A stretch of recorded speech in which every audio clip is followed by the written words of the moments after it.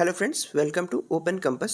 तो हम कंटिन्यू करेंगे आरआरबी एनटीपीसी ग्रेजुएट लेवल के जीएस पेपर के सॉल्यूशन को, और आज करेंगे 16 मार्च 2026 के शिफ्ट 3 के पेपर को। तो चलिए शुरू करते हैं। पहला सवाल है, निम्नलिखित में से किस राज्य में बोरो कछारियों द्वारा बैसागु उत्सव अप्रैल माह में मनाया जाता है? तो इसका आंसर है ऑप्शन नंबर डी, यानी कि असम।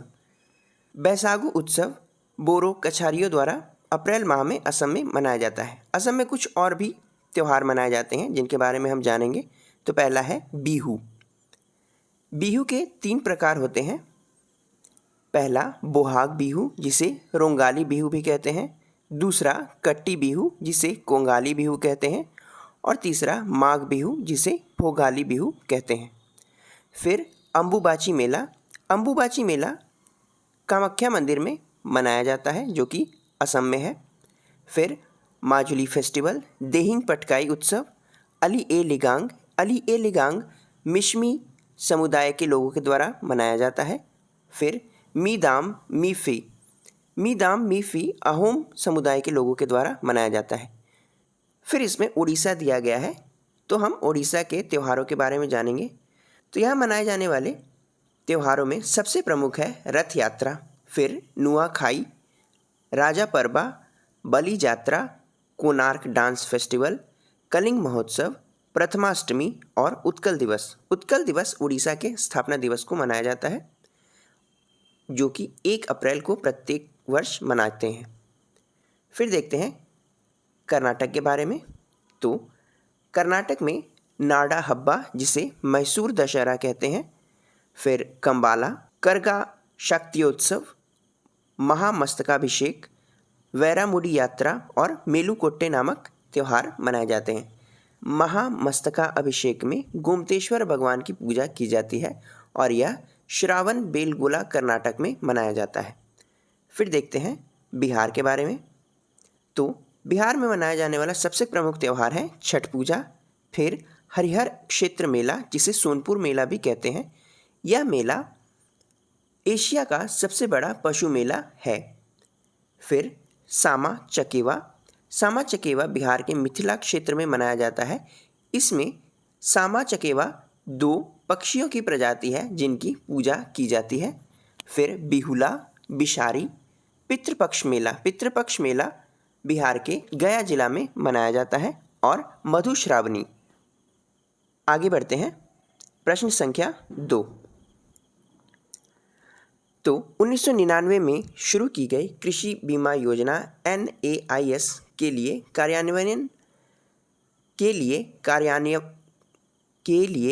कार्यान्वयन एजेंसी कौन सा संगठन था?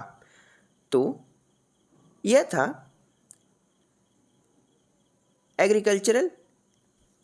Agriculture insurance company of India limited, AIC। यहाँ पे नाबार्ड यानी कि NABARD दिया गया है, उसके बारे में जानेंगे। तो नाबार्ड की फुल फॉर्म है national bank for agriculture and rural development. NABARD ग्रामीण क्षेत्रों में विकास के लिए काफ़ी ज़्यादा उत्तरदायी है। नाबार्ड के द्वारा ही किसानों को आसानी से लोन मिलता है और गांवों में विकास कार्यों में तेजी आती है। नाबार्ड की स्थापना 12 जुलाई 1982 में हुई थी। नाबार्ड की स्थापना B शिवरामन समिति के रिकमेंडेशन पे हुई थी और इसका मुख्यालय मुंबई में है। बाकी फूड कॉरपोरेशन ऑफ इंडिया और Indian council of agriculture research के बारे में हम लोग आने वाले प्रश्नों में पढ़ेंगे। आगे बढ़ते हैं, प्रश्न संख्या 3 कहता है, एक संकरण की F2PD सामान्यतः कौन सी फेनोटाइपिक अनुपात दर्शाती है? यानी कि the F2 generation of a monohybrid cross typically shows which phenotypic ratio. तो यह रेशियो होता है 3:1 का। यह एक आनुवांशिकता से जुड़ा हुआ सवाल है, तो मैं इसे थोड़ा डिटेल में आपको बताऊंगा। यहाँ पे F2 संस्करण यानी F2 generation of monohybrid cross typically cross का मतलब होता है कि अगर किन्हीं भी 4 पौधों को हम लेते हैं और उनमें 3 में एक समान लक्षण होते हैं तो चौथे में उन तीनों से अलग लक्षण होगा, और यही फिर क्रॉस अगर कराया जाए तो फिर वही पैटर्न आगे भी सामने आएगा, क्योंकि अगर क्रॉस भी कराते हैं तो भी अगर फिर उसमें से 16 पौधे होते हैं तो उनमें से 12 में एक प्रकार का लक्षण होगा और 4 एक प्रकार का लक्षण होगा। तो यह रेशियो आगे भी चलता जाएगा। आगे बढ़ते हैं। प्रश्न संख्या 4, रेलवे टिकट और हवाई यात्रा आरक्षण बुक करने के लिए मुख्य रूप से किस कंप्यूटर अनुप्रयोग का उपयोग किया जाता है? तो काफ़ी आसान सवाल है। हम लोग रेलवे की टिकट या आरक्षण हवाई यात्रा का आरक्षण करने के लिए आरक्षण प्रणाली का उपयोग करते हैं। आगे देखते हैं। प्रश्न संख्या 5, किस अनुच्छेद के अंतर्गत सर्वोच्च न्यायालय को न्यायिक समीक्षा की शक्ति प्राप्त है? तो यह है आर्टिकल नंबर 32 यानी कि अनुच्छेद 32। काफ़ी आसान सवाल है। अनुच्छेद 32 को heart and soul of the Indian constitution कहा गया है भीमराव अंबेडकर जी के द्वारा। फिर यहाँ पे आर्टिकल 30 दिया गया है। अनुच्छेद 30 में है right of minorities to establish economic right of minorities to establish educational institute, यानी कि अल्पसंख्यक समुदाय के लोगों को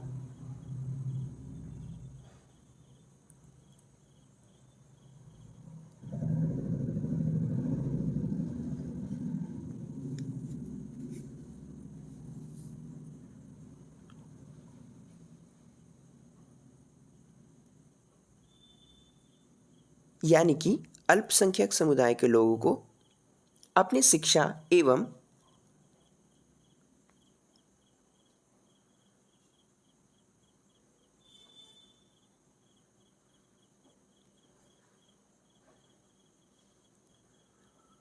प्रथाओं को बढ़ावा देने के लिए वो अपने लिए शैक्षणिक संस्थान की स्थापना कर सकते हैं। फिर देखते हैं आर्टिकल नंबर 72 72। इसमें राष्ट्रपति द्वारा क्षमादान की शक्ति का वर्णन किया गया है। राष्ट्रपति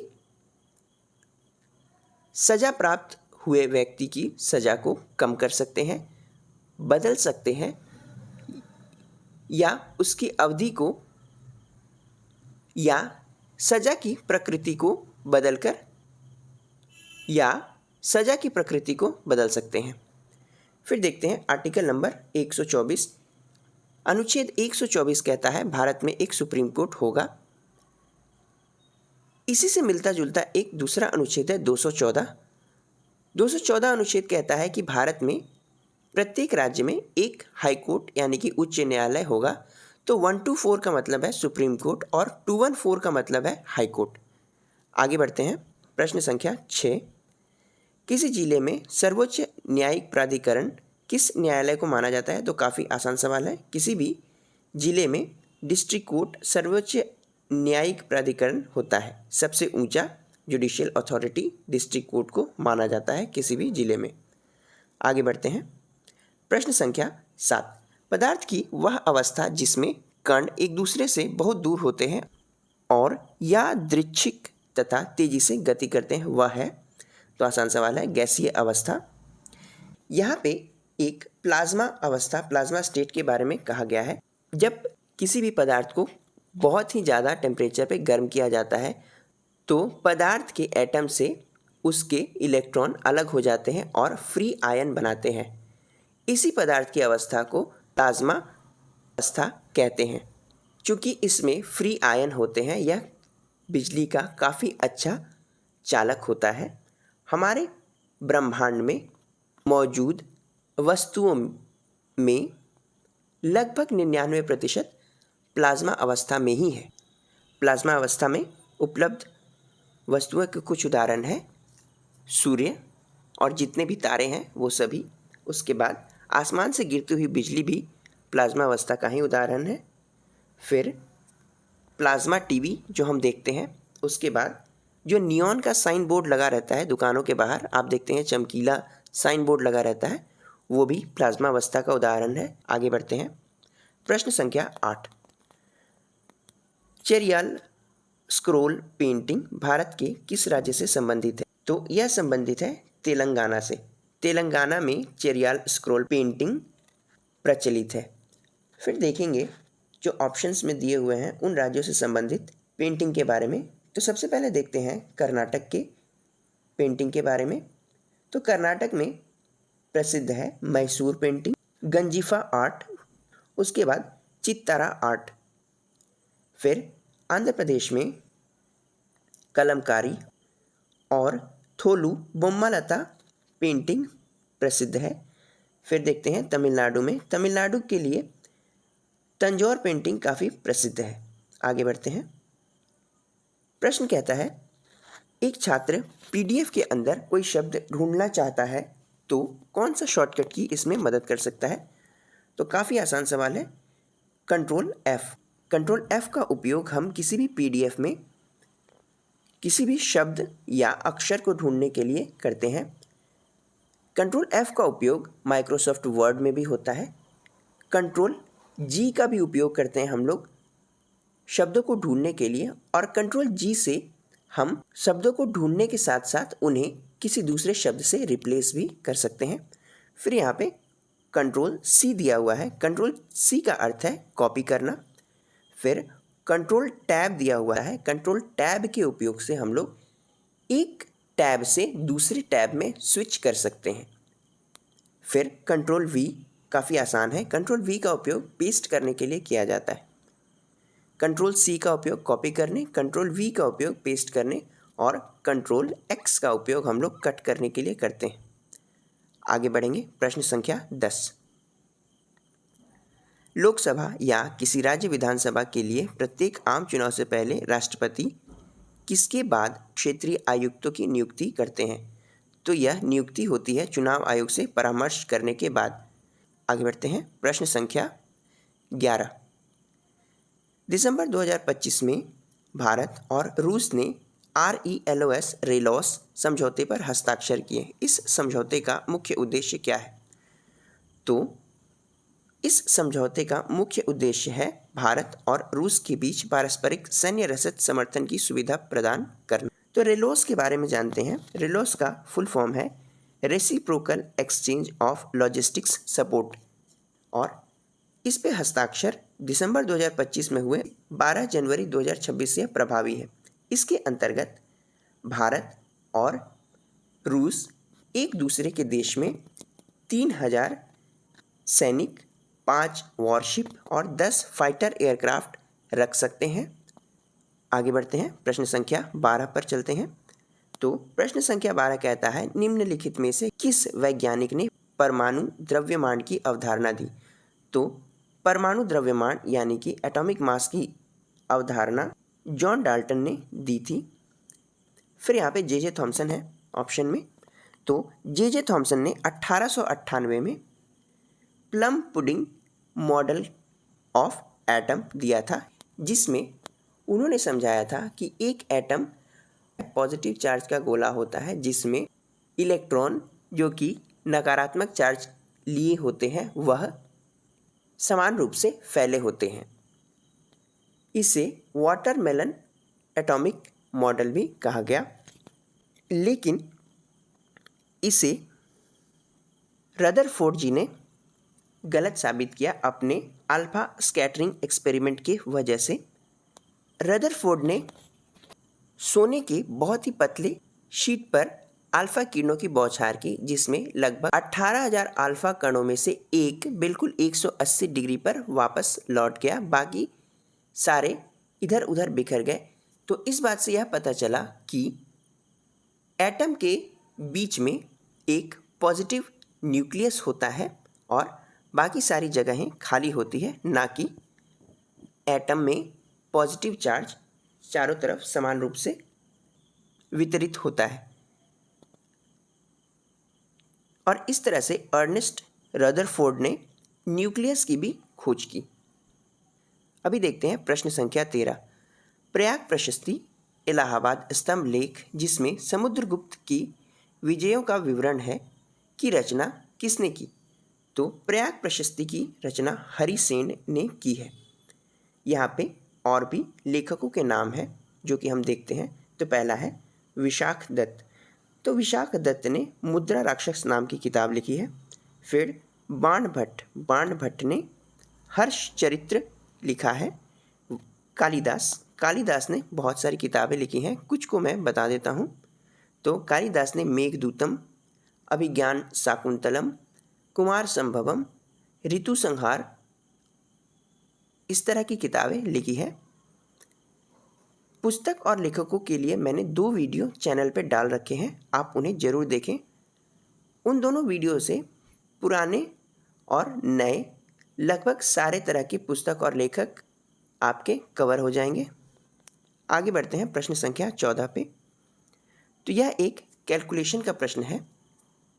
प्रश्न कहता है 20 मीटर ऊंचे झील के तल पर जल का दबाव निम्नलिखित में से क्या होगा। तो यहाँ पे एक फॉर्मूला होता है, P is equal to H into rho into g, जहाँ पे H का मान 20 मीटर, रो का मान डेंसिटी ऑफ वाटर हुआ, यानी 1 kg प्रति लीटर, मतलब 1000 से गुना करेंगे इसको, और G का मान 9.8, यानी कि आंसर बनता है 196,000 पास्कल। तो इस सवाल का जवाब ऑप्शन नंबर सी होगा। 14वीं शताब्दी का ग्रंथ लीला तिलकम अपने व्याकरणिक और काव्यात्मक सिद्धांतों के माध्यम से किस भारतीय भाषा को शास्त्रीय दर्जा स्थापित करने में महत्वपूर्ण भूमिका निभाता है। तो यह है मलयालम भाषा। वर्तमान जानकारी के अनुसार भारत में कुल 11 शास्त्रीय भाषाएं हैं, जिनके नाम है उड़िया, कन्नड़ा, मलयालम, तमिल, तेलुगु, संस्कृत, मराठी, पाली, बंगाली, असमिया और प्राकृत। तो ये 11 भाषाएं भारत की शास्त्रीय भाषाओं की श्रेणी में आती है। आगे बढ़ते हैं प्रश्न संख्या 16। प्रश्न संख्या 16 कहता है 1857 के विद्रोह के दौरान कानपुर में नाना साहेब की सेनाओं का नेतृत्व करने में सबसे महत्वपूर्ण सैन्य भूमिका किसने निभाई। तो यह भूमिका निभाई तात्या टोपे ने, जो अपने गोरिल्ला युद्ध और देशभक्तिपूर्ण प्रतिरोध के लिए जाने जाते थे। यहाँ पे 1857 के विद्रोह की बात हुई है, तो हम जानेंगे कि किन स्वतंत्रता सेनानियों ने किस स्थान से 1857 की विद्रोह का नेतृत्व किया। तो पहली हैं रानी लक्ष्मीबाई, इन्होंने ग्वालियर और झांसी से लड़ाई लड़ी। फिर बहादुर शाह जफर और बख्त खां, इन्होंने दिल्ली से लड़ाई लड़ी। कुंवर सिंह जगदीशपुर बिहार से, बेगम हज़रत महल लखनऊ से, लियाकत अली इलाहाबाद और बनारस से, और वहीं मौलवी अहमदुल्ला बरेली से नेतृत्व कर रहे थे।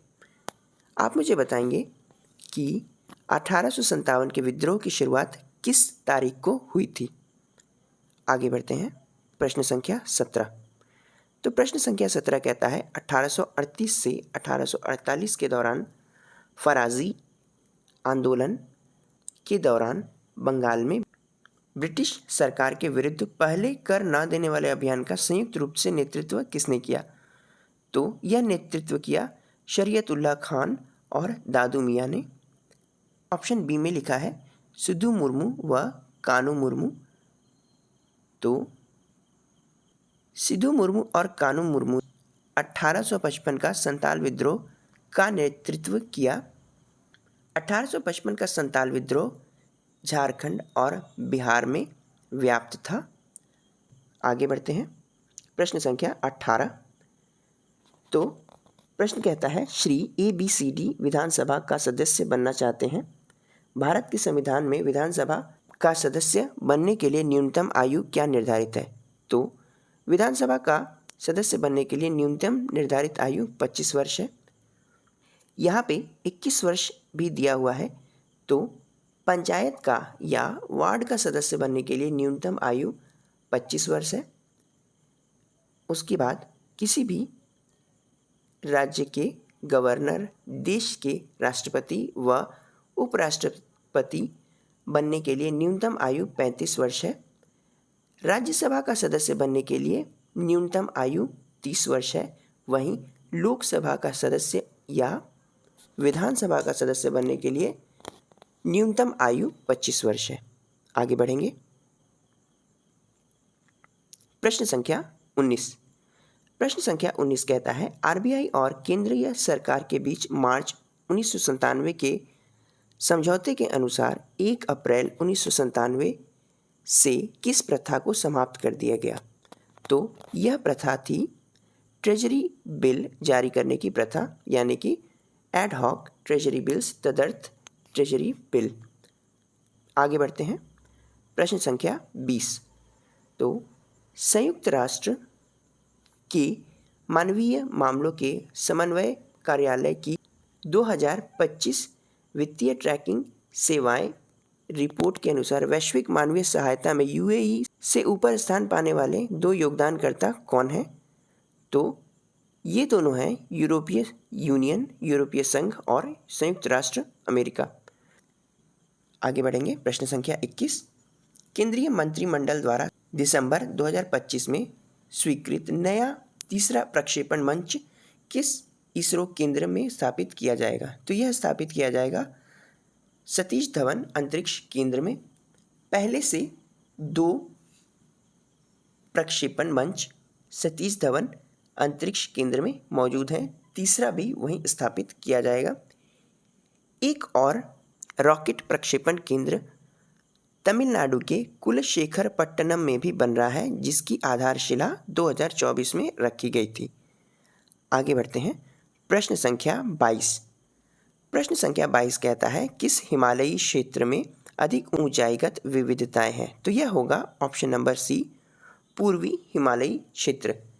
पूर्वी हिमालयी क्षेत्र में पहाड़ों की ऊंचाइयों में काफ़ी ज़्यादा विविधता है। कुछ पहाड़ काफ़ी ऊंचे हैं, वहीं कुछ पहाड़ कम ऊंचे हैं। हम देख लेते हैं पूर्वी हिमालयी क्षेत्र को। तो यह तीस्ता नदी सिक्किम से ब्रह्मपुत्र नदी घाटी अरुणाचल प्रदेश तक फैला हुआ है। फिर देखते हैं उत्तरी हिमालयी क्षेत्र।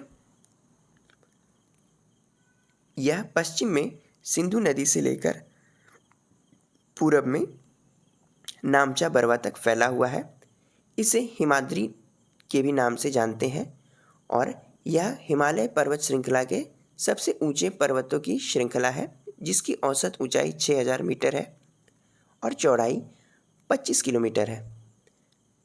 इसी में माउंट एवरेस्ट, कंचनजंगा जैसे ऊंचे पहाड़ पाए जाते हैं। फिर देखते हैं पश्चिमी हिमालय क्षेत्र को। तो सिंधु नदी पाकिस्तान से काली नदी नेपाल तक इसकी सीमा है। यह पूर्व में कम चौड़ा, वहीं पश्चिम की ओर जाते हुए ज़्यादा चौड़ा हो जाता है। काराकोरम 2 यानी K2 जो दुनिया की दूसरी सबसे ऊंची चोटी है, वह इसी श्रेणी में, इसी श्रृंखला में पाई जाती है। फिर देखते हैं दक्षिण हिमालयी रीजन, दक्षिणी हिमालयी क्षेत्र। तो इसे शिवालिक के नाम से जाना जाता है। यह कम ऊंची है और इसकी औसत ऊंचाई 900 से 1100 मीटर है। इसी श्रृंखला में दून और द्वार पाए जाते हैं, जैसे कि देहरादून, कोटली दून, पाटली दून। वहीं हरिद्वार जो कि उत्तराखंड में है और अलीपुरद्वार जो कि पश्चिम बंगाल में है। आगे बढ़ते हैं। प्रश्न संख्या 23। निम्नलिखित में से कौन सा राज्य 2023-24 में भारत में प्राकृतिक रबर के उत्पादन में प्रथम स्थान पर है? तो यह राज्य है केरल। केरल भारत में सबसे ज़्यादा रबर का उत्पादन करता है। आगे बढ़ेंगे। प्रश्न संख्या 24। 2025 में पारंपरिक चिकित्सा पर दूसरे WHO ग्लोबल समिट आधिकारिक रूप से 17 दिसंबर को किस शहर में शुरू हुए? तो यह नई दिल्ली में शुरू हुआ था। आगे बढ़ते हैं। प्रश्न संख्या 25। प्रयाग प्रशस्ति के अनुसार समुद्रगुप्त की तुलना धन के किस देवता से की गई है? तो प्रयाग प्रशस्ति के अनुसार समुद्रगुप्त की तुलना धन के देव कुबेर से की गई है। इंद्र को वर्षा लाने वाले देवता के रूप में जाना जाता है और सिंधु घाटी की सभ्यता में सूर्य के बाद सबसे अधिक शक्तिशाली इंद्रदेव को माना जाता था। आगे बढ़ते हैं, प्रश्न संख्या 26। तो 26वां प्रश्न कहता है, सरोजिनी नायडू के 1905 के काव्य संग्रह द गोल्डन थ्रेशोल्ड के परिचयात्मक निबंध को किसने लिखा था? तो इसे लिखा था आर्थर सिमंस ने। यहाँ पे रविंद्रनाथ टैगोर जी के बारे में दिया हुआ है, तो जानते हैं। रविंद्रनाथ टैगोर जी ने गीतांजलि और गोरा नामक कृतियाँ लिखी थी। गीतांजलि के लिए उन्हें 1911 में नोबेल पुरस्कार से नवाजा गया था। 1919 में जलियांवाला बाग हत्याकांड के वजह से रविंद्रनाथ टैगोर ने अपनी नाइटहुड की उपाधि अंग्रेजों को वापस कर दी गई। आगे बढ़ते हैं, अनुच्छेद डैश कुछ मामलों में संसद के दोनों सदनों की संयुक्त बैठक की प्रक्रिया का वर्णन करता है। तो यह वर्णन किया जाता है 108 नंबर अनुच्छेद के द्वारा। अनुच्छेद 108 के द्वारा ही संसद की संयुक्त बैठक को बुलाया जा सकता है। अनुच्छेद 94 दिया गया है, तो यह है लोकसभा के स्पीकर का त्यागपत्र देना या हटाया जाना। फिर आते हैं आर्टिकल नंबर 104। तो आर्टिकल नंबर 104 कहता है कि शपथ होने से पहले या अयोग्य होने के बावजूद सदन में बैठने और वोटिंग करने के लिए सदस्य को दंडित किया जा सकता है। आर्टिकल 115 कहता है अनुपूरक, अतिरिक्त या अधिक अनुदान के बारे में। इसका उपयोग बजट के बाद जरूरत पड़ने पर किया जा सकता है। आगे बढ़ते हैं, प्रश्न संख्या 28। तो प्रश्न संख्या 28 कहता है भारतीय संविधान के 7वीं अनुसूची के अंतर्गत संघ सूची में निम्नलिखित में से कौन से विषय शामिल हैं?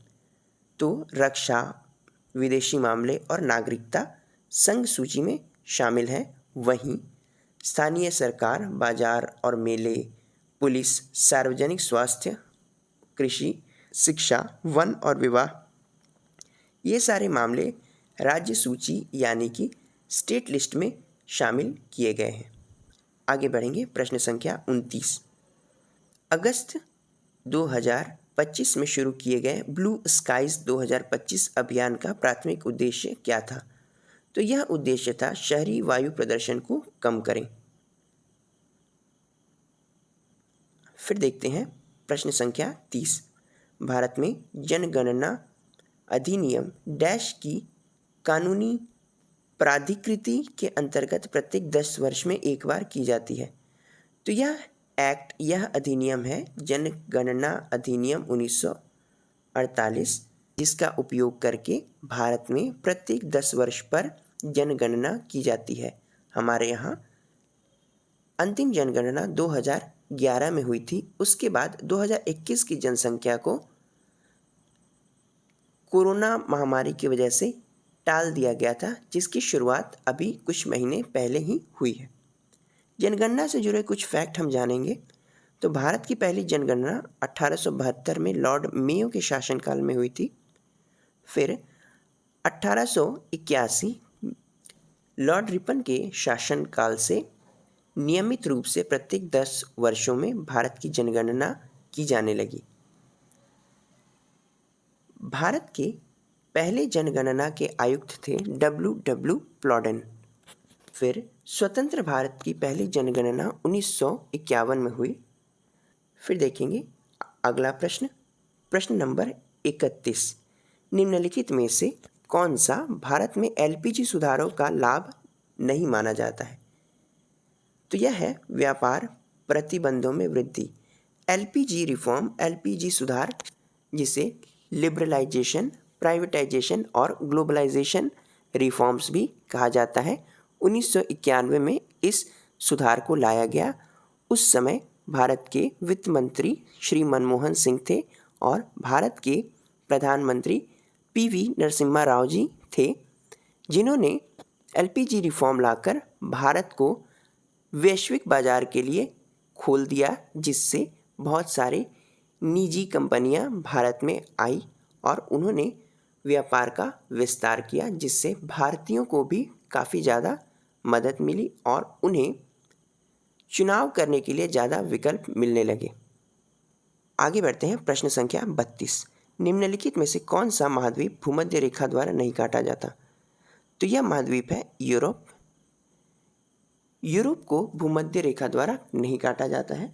वहीं अफ्रीका को तीनों ही काल्पनिक रेखाओं द्वारा काटा जाता है, यानी कि भूमध्य रेखा, इक्वेटर, कर्क रेखा, ट्रॉपिक ऑफ कैंसर और मकर रेखा यानी कि ट्रॉपिक ऑफ कैप्रिकॉर्न के द्वारा काटा जाता है।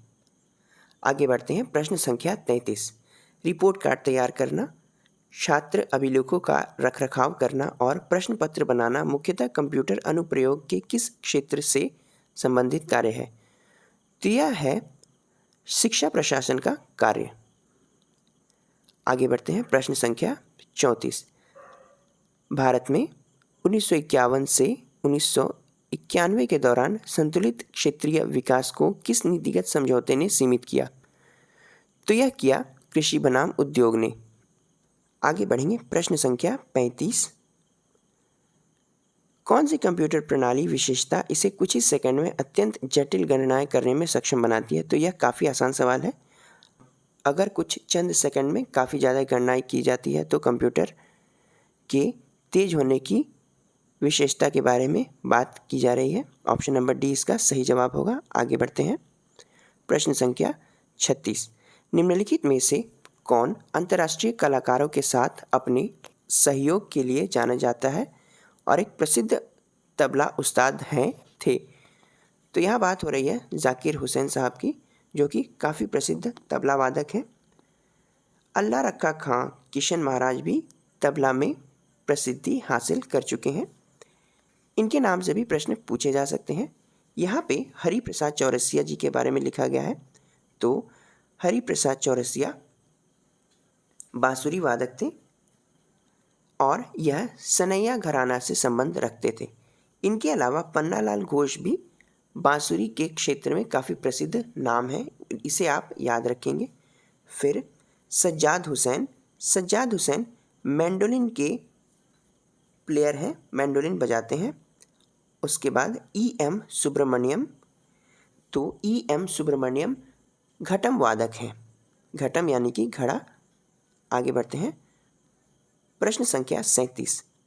2025 में भारत के सर्वोच्च न्यायालय ने state of Tamil Nadu versus governor of Tamil Nadu मामले में यह निर्णय दिया कि राज्यपाल राज्य विधानमंडल द्वारा विधिवत पारित किसी विधेयक पर कौन सा वीटो अधिकार प्रयोग नहीं कर सकते? तो यह था पॉकेट वीटो। पॉकेट वीटो क्या होता है? तो पॉकेट वीटो एक ऐसा वीटो होता है जिसमें कोई भी गवर्नर या राष्ट्रपति किसी विधेयक को अपने पास अनिश्चित समय के लिए रख लेते हैं, यानी कि उन्होंने इसे ना ही एक्सेप्ट किया, ना ही रिजेक्ट किया और ना ही इसे पुनरावलोकन के लिए वापस भेजा, यानी कि वह इसे अपने पास रखकर एक तरह से स्थगित कर देते हैं। तो इसे पॉकेट वीटो कहा जाता है। उसके बाद अगला है लाइन आइटम वीटो। तो लाइन आइटम वीटो क्या होता है कि किसी विधेयक में किसी खास हिस्से को रद्द करने या उसे संशोधित करने के लिए लाइन आइटम वीटो का उपयोग किया जाता है। लेकिन भारत में लाइन आइटम वीटो का कोई प्रावधान संविधान में नहीं दिया गया है।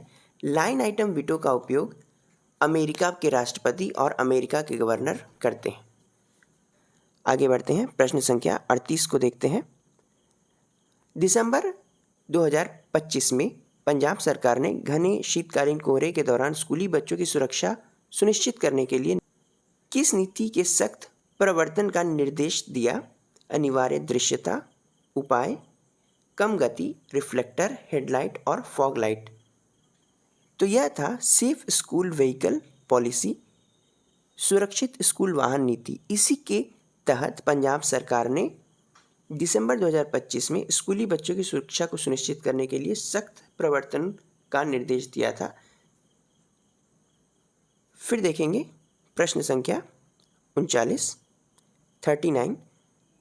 प्रश्न संख्या 39 कहता है, श्रीलंका के साथ कौन सा द्वीपीय देश हिंद महासागर के पार भारत का दक्षिणी पड़ोसी माना जाता है? तो यह माना जाता है मालदीव को। यहाँ पे इंडोनेशिया का नाम आया है, तो इंडोनेशिया आसियान का सदस्य है। आसियान में कुल 10 देश आते हैं, जो कि हैं Indonesia, Thailand, Vietnam, Laos, Cambodia, Brunei, Philippines, Myanmar, Malaysia और सिंगापुर। आसियान का मुख्यालय जकार्ता, इंडोनेशिया में है। अभी आसियान में तिमोर लिस्ते को शामिल करने की प्रक्रिया चल रही है। तो अगर तिमोर लिस्ते आसियान में शामिल होता है तो आसियान के देशों की संख्या 11 हो जाएगी। भारत इसमें ऑब्जर्वर देश के रूप में शामिल है। आगे बढ़ते हैं। प्रश्न संख्या 40। दिसंबर 2025 तक ऑनलाइन बाल सुरक्षा पहलू को लागू करने के लिए मुख्य रूप से कौन सा मंत्रालय जिम्मेदार है? तो यह जिम्मेदारी ministry of electronic and information technology के पास है।